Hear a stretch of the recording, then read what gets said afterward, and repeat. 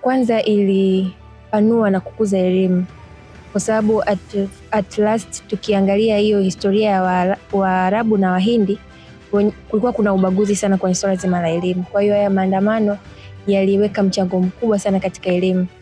Pia yameleta usawa wa watu wa Zanzibari. Kwa hiyo kupitia mapinduzi pia walipata usawa wa haki za binadamu. Maana zamani yakuwa kuna ubaguzi yani in everything. Wa rangi nini, sehemu nyingi, mashuleni, maofisini. Kwa hiyo ileta impact sana. Kwa hiyo tunaona jinsi gani mapinduzi ya Zanzibar yalivyoboresha vitu vingi, pamoja kuleta haki katika uongozi, yalileta misingi mizuri ya kupata uongozi. Kwa hiyo tunaona kwa mfano rais wa kwanza wa Zanzibar ambaye ni Abeid aliweza kuchaguliwa vizuri, yani uongozi mzima ulienda kwa haki.